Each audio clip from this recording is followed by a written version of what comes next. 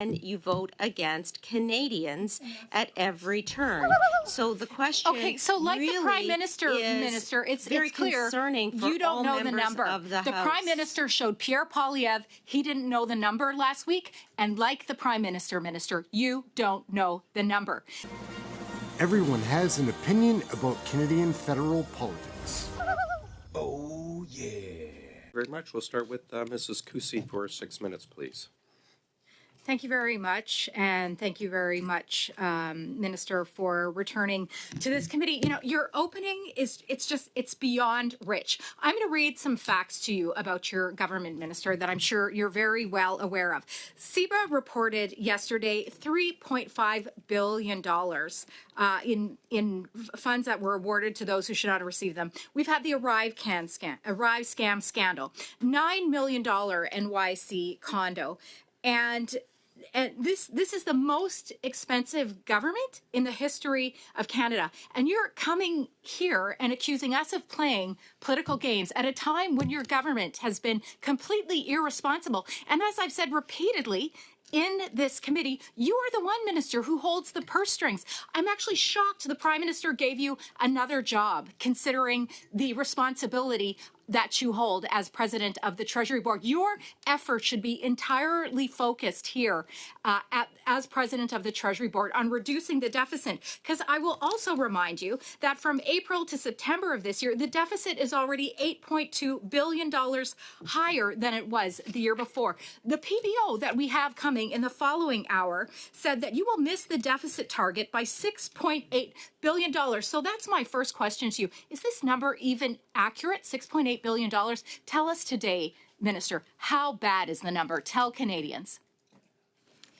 Well, what I will tell Canadians is that unlike the Conservatives who vote against supports for Canadians at every step, whether it is the National School Food Program, whether it is the dental care program, whether it is the Canadian Armed Forces, whether it is affordable housing or Jordan's Principle, the Conservatives vote against Canadians every single time. So I find it strange that you can say you actually do support Canadians and you do care about Canadians when you vote against Canadians at every turn. So the question so like really the Prime Minister, it's very clear concerning for you don't all know the members number. of the The House. Prime Minister showed Pierre Poilievre he didn't know the number last week, and like the Prime Minister, you don't know the number.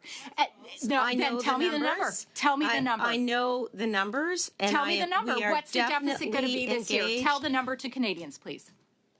We are definitely engaged with all departments in the government, including the Department of Finance, that holds the purse strings in terms of our budgetary commitments, and we will be ensuring that the public accounts are delivered by the end of the year where all of the numbers will be contained. Minister, now you come in here and you talk about all of these programs and how you are taking care of Canadians. Yeah, you can't even take care of the public service, and it's evident now.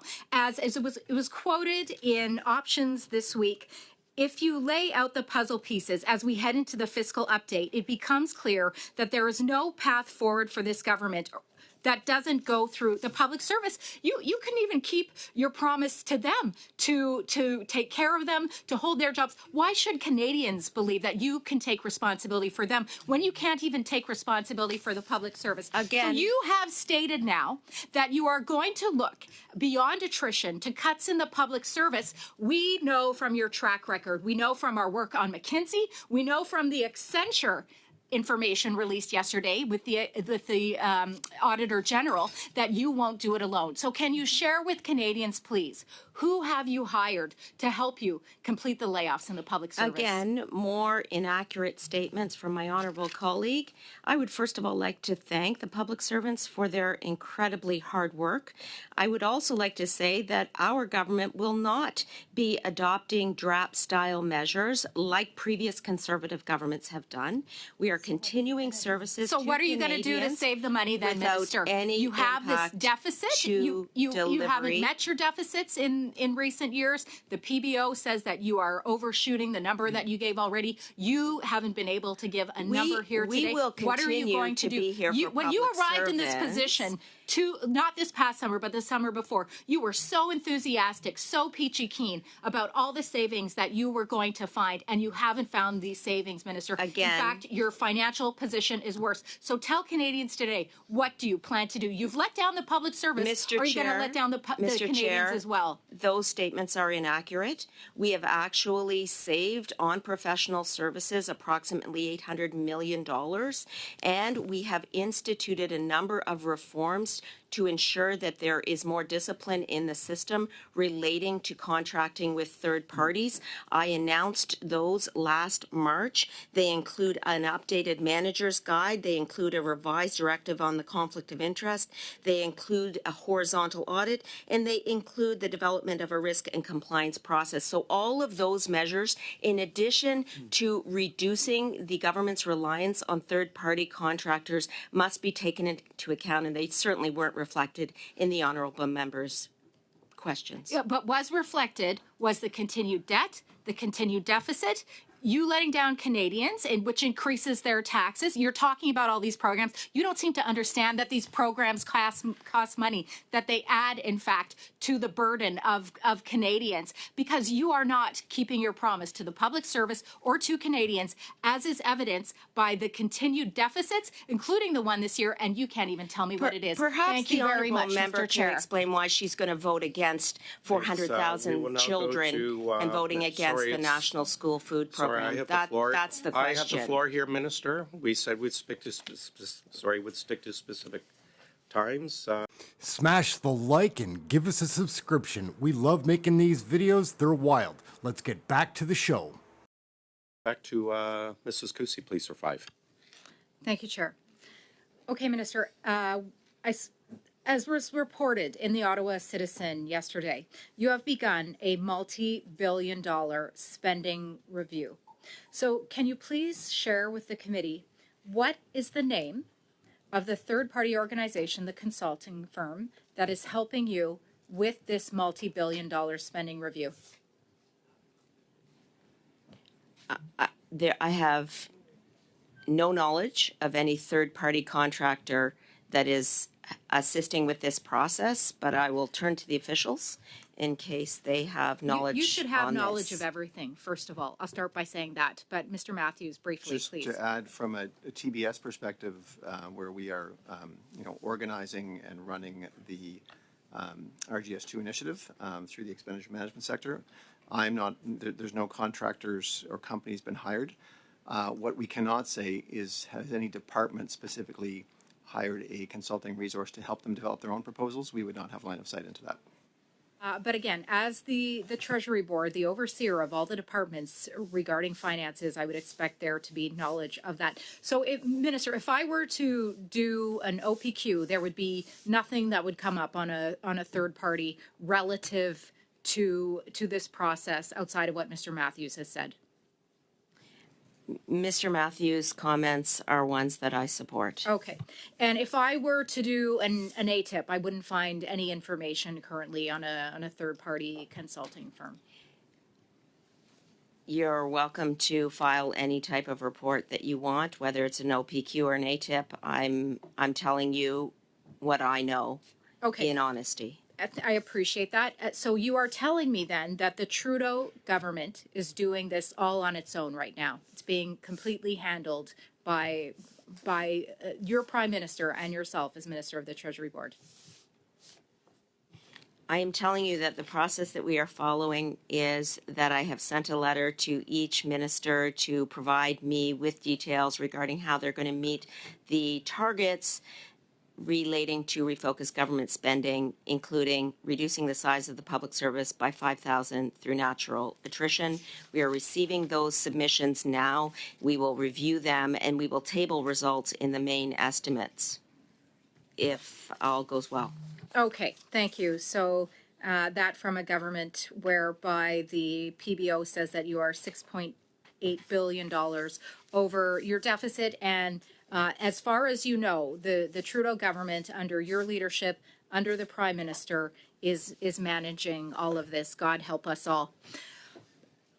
Minister, I will go on to my next subject now, which is something that has been very dear to this committee, and that is the Arrive scandal. You promised this committee several months ago, possibly a year ago now, that you would recoup the $64 million from the fraudsters and the scamsters that took money out of the pockets of Canadians. You told this committee, you told Canadians that you would recoup this money. This, of course, is a scandal that is under RCMP investigation and is house ordered for review to return the money. So my question for you today on behalf of Canadians is, how much money of the $64 million have you recovered, Minister? The RCMP investigation is continuing, and I said when we receive the report of the RCMP, we will recoup lost monies of Canadian taxpayers. Okay, that sounds like a zero. But I'm sure you have a process in place that you have started. What type of confirmations have you received when this process is completed of funds that you will recoup, where certain vendors perhaps have said, as soon as this process is completed, we will hand over these funds, we will return these funds? What commitments have you received in terms of funds expected to be returned back to you? What commitments have you received? A number, please.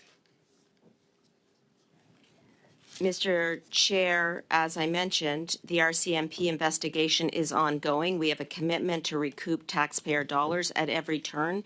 We have accepted the recommendations of the Auditor General relating to those issues, and we will continue to ensure that we adhere to the recommendations. That's why I implemented reforms in March 2024, revised directive on conflict of interest, we're past increased our time. contract Where's the money? information, Where's the money, horizontal Minister? audit. Please You're get gonna go Canadians to, the As soon money. as we Thank have a you. report I'm from the sorry, we are past our RCMP, time, we will both move of on. you. We're going to Miss Atwin. We're going to wrap up the video right there, gang. Aaron, Canadian Looney, like, share, subscribe, get notified. We're trying to show as many committee videos as possible covering Canadian federal politics.